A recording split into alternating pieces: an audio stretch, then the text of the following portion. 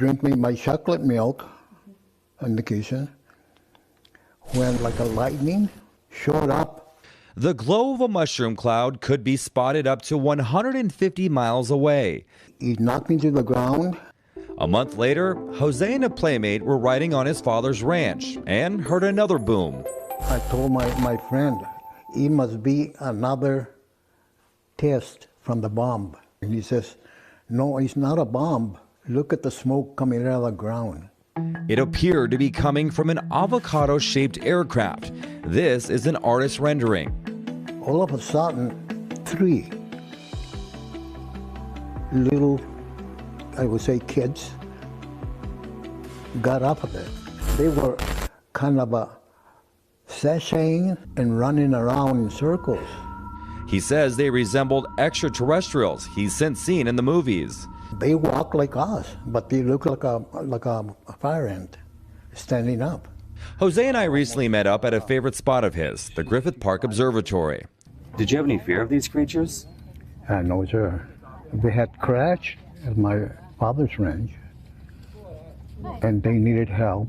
Over the following 10 days, Jose says the military cleaned up the wreckage, while he and his friend watched from a nearby ridge. I still hear them pretty good. His buddy, Remy Baca, became a Marine, moved to Washington State, and worked in politics.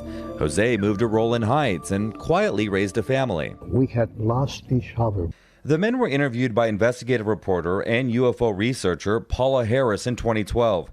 Harris was investigating a claim by the son of World War II Army pilot William Brophy. The pilot's son told me the last missions of his father was to fly over that area. And he said that when he flew over, that he saw 2 little Indian boys on horseback.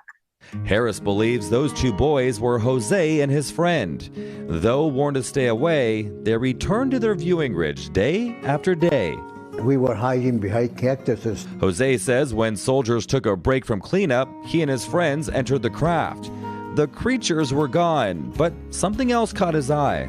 There was like a little dial. Jose yanked it out. I took the part and hid it in my garage.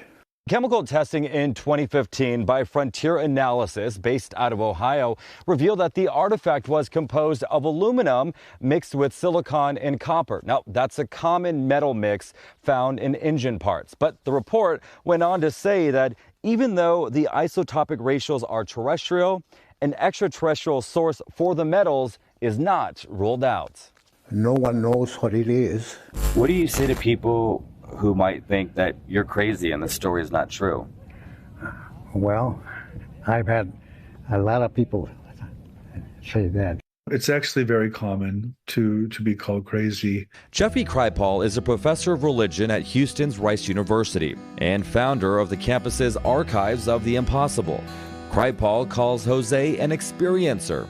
An experiencer is someone to whom something remarkable or extraordinary has happened. It's usually used in a UFO context. Stories like Jose's are far from isolated. There are tens of thousands of these stories. And they go back to biblical times. Ezekiel chapter 1 and the strange animals and the wheels within wheels. And as someone who studies religion, I'm extremely interested. There is a phenomenon. It's very real. It's very powerful. And there seems to be a pattern. Jose's encounter happened 1 month after an atomic blast. There is a very strong connection. While Kripal is moved by stories like Jose's, he acknowledges the lack of physical evidence. Not only was testing on Jose's artifact inconclusive, there are no photos of actual encounters. That doesn't mean they didn't happen. It just means they're not a proper object of scientific inquiry. Paula Harris disagrees. Her book, Trinity, details what she calls compelling evidence, including the exact location. It was a circular spot where nothing would grow. Her co-investigator on the book is Dr. Jacques Vallée. He's a French astronomer who became famous after Steven Spielberg based a character on him in Close Encounters of the Third Kind. In the movies and in the stories of experiences, Professor Kripal says there's often a connection to nuclear weapons or environmental collapse. His theory about these encounters: I think we are the aliens. I think we're warning ourselves about these issues through this phenomenon. The most significant impact of Jose's story, a new start date for the federally funded UFO research. Under the 2023 National Defense Authorization Act, Congress pushed back the date on investigating UFO sightings from 1947 to 1945. That's all Jose has ever wanted. Since I was a young kid, I wanted to learn and know what had happened.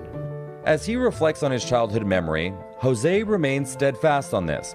The creatures, he says, were real to him, and the craft they rode in on, That object, it is not from this world.